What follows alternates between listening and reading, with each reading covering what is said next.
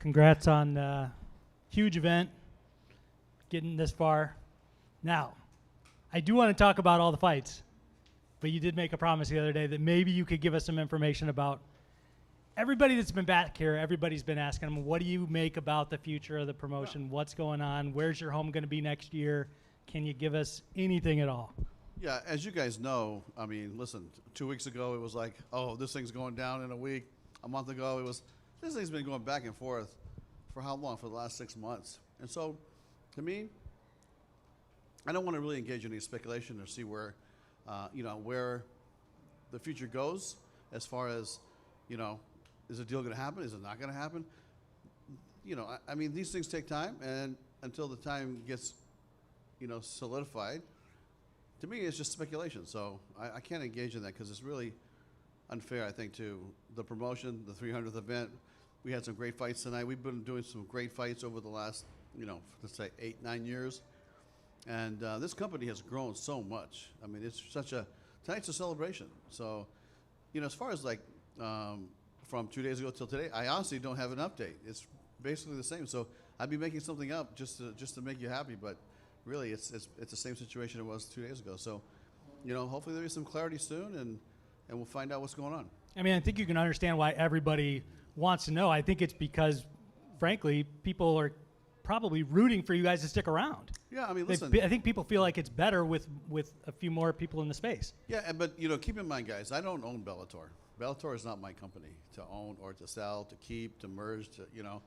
It's owned by Viacom, and they have a process that they do, and they're doing what they need to do. But it's not something that I own to sell or not sell. Right. So that's the truth. You have, last one on this, you have been through it before, though. So I guess I wonder, when this talk started picking back up, are you like, oh man, like I just did this like 12 years ago, like I got to go through and deal with this again? Because I'm sure that wasn't maybe the most fun period of your life, having to watch Strikeforce go away and then just kind of, Yep. And you know what? But the difference is I own Strikeforce, right? This is something that I don't own. So it's hard for me to really comment on that because it's completely different. Now, there are some, feelings that feel the same, but at the end of the day, it's not my company. Hi, Scott. I'm wondering if you could just talk about the top three fights. How did they go in your opinion? Did you feel like they went above and beyond?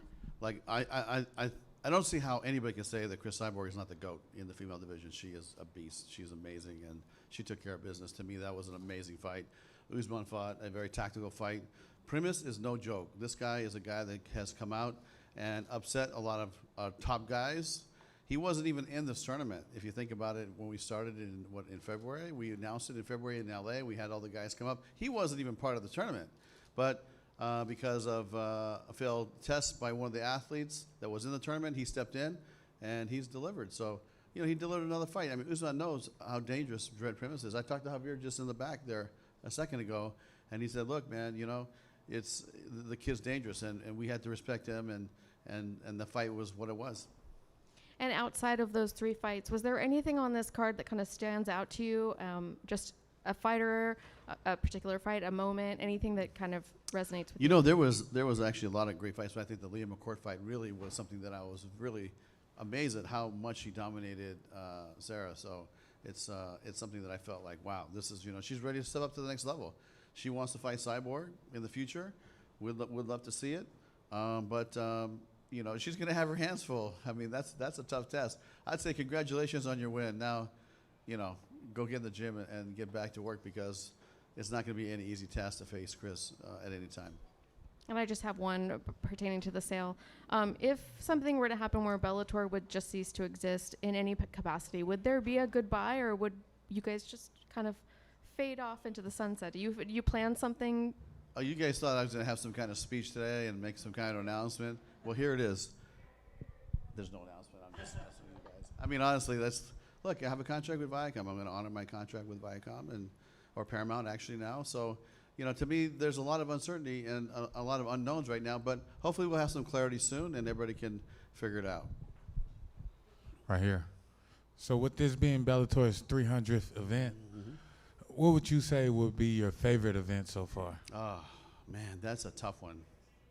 That's a tough task. I mean, there's been so many great fights in this company, and to watch, I would say, in the early part of this company, we had a lot of stars that maybe have been around for a while, and to me, what I'm really proud of is we identified 4, 5, 6 athletes that we said these are going to be the future of our company, and it was Usman, AJ McKee. It was, guys, just forgetting something, but we have Cyborg. We started building a roster that was amazing, and so when you think about how deep this roster is, Aaron Pico is another guy that comes to my mind, and the list goes on and on and on. We're not, we were a company that went out and said we're going to put our back on 5 different people, and then we had to have dance partners for all these fighters, and we had to bring in the best fighters to fight these guys, and these tournaments really have been special, and when I think about the amazing work that we've done, and it all started back in 2014. I sat down with Bob Cook, who some of you guys probably know Bob Cook's history, but unbelievable talent scout. Him and Javier helped me in the very beginning of Strikeforce, and when I came on board Bellator, and I started working for Kevin Kay at Spike TV, and we said, okay, we're going to build this company. I sat there and we went through the roster, and me and Bob went through the roster, and I said, what do you think, Bob? And he said, I don't think you have very much here right now. So you're going to have to start signing guys and get busy and get to work, and we got a long way to go. And so to finally see it come to fruition, what Bob and I sat down and started mapping out. Mike Kogan was very instrumental in bringing some of the top guys here and managing the talent, and so it's been a great experience to watch this company grow. Think about it. When you think about what other company right now besides the UFC is going to arenas and basically selling what we do here, or we sold out in Paris, we sold out in Ireland a couple times, we sold out in Chicago. I mean, it's good to see the brand grow to the point it was, because when I first came here, it was, we were doing little casino shows, and I sat there the very first fight, and I said, oh man, this we got a long way to go. This is going to be a lot of work, and it just proves. Listen, I worked hard in this company. I got an amazing staff. They all worked hard. We all found a common goal in where we wanted to go with the brand, and I think we executed. So if you think about, how far it's come, that's really what I'm really proud of. And I'm proud of the athletes that we have here and who we have developed. And, listen, Strikeforce was amazing. I think that the UFC benefited from Strikeforce's roster that came over there and stayed. But, we took, fighters that had no fights in Strikeforce, and we built their careers. And same thing over here. And we're doing it right now. So, I think the sky's the limit, and I think we have a lot of talent on this roster, and, we'll see what the future unfolds. One more for me. Mm-hmm. So coming over from Strikeforce, what would you say was the biggest lesson that you learned from Strikeforce that helped you succeed in Bellator? I tell you, that's a very good question, because, this is something where I look back in my career as, having different seasons. Like, life has different seasons, right? And I feel like in 7, 8, 9, 10-year increments, I had the 1 year, because this is my 37th, 38th year in the martial art fight business, and it started with professional kickboxing, and then it went from that, and that was the era where I promoted fights this long ago, where you had guys that had to wear long pants, you had to throw 8 kicks per round, they were counting the cards, it was on ESPN. I don't know if you guys watch it, but that was the era that I started my promotion, business, and Javier Mendez fought for me, Mike Winklejohn fought for me, Rick Rufus fought for me, and then, then came the second generation, where we had Alex Gong and Kung Lee and Jean-Claude Loyer and all the Fairtex killers, and then came, let's say the K1 era, and that was another chapter, another season, I think, in my career. And then from K1, it went to Strikeforce MMA. And then I sold the company, and then I was in a non-compete, so I couldn't go anywhere. And then now the Bellator era came. And so, when you think about all the great fights in the history, it's really hard to identify like one fight but I can tell you this: the greatest fight that I've ever seen, I think, in person. There's 2 fights that come to my mind, and the one is in Pride, Las Vegas, I think it was Pride 1 or 2, it was Gomi fighting Nick Diaz. I thought that was unbelievable. And then the second I thought was Paul Daly fighting Nick Diaz here back in 2014, 2013, something like that. But yeah, I think those are my two favorite. What's up, Scott? Congrats on another big event. This was monumental. It was huge. San Diego enjoyed it.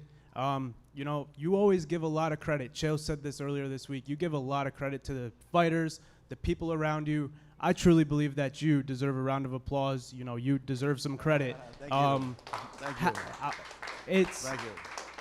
It's obviously your way. It's the person you are. There's nothing wrong with it, obviously. But how come you give all these other people credit and you don't take as much? You know what? To me, I've always felt this way, is that my job is to promote the athletes. My job is to promote the event. My job is to promote the fight. To me, this is about the fighters. The league is important, yes, and you have to promote the league. But man, at the end of the day, and I learned this from Mr. Ishii in K1 when I was working for Japan, and he said, never forget that these athletes are the ones stepping into the ring and putting their life on the line. It's not you. You're the facilitator, but you could be the promoter, but really, it's these guys. And it's always stuck with me, because at the end of the day, they have the samurai spirit. They have the Bushido spirit, right? And so I love martial arts. It's been part of my life for a long time. And I've had a great martial arts journey. And part of it is to be able to watch these guys just develop and grow and grow. And really, it's, you know, I have so much respect for these fighters, because what they do, think about it. They walk into a cage, they lock the door, there's one referee in there, and then it's on. That's a very unique, you know, mindset, the mental mindset of a warrior, right? To me, that's what that is. And so I have so much respect for these guys, so much love for these guys and girls. It's like, you know, it's something very special. And that, to me, that's the martial arts way. And so that's how I was brought up. I like that a lot, man. Thank you. Thank you. So this week earlier we saw Leighton Vassell. Unfortunately, he was ill and had to pull out of this fight.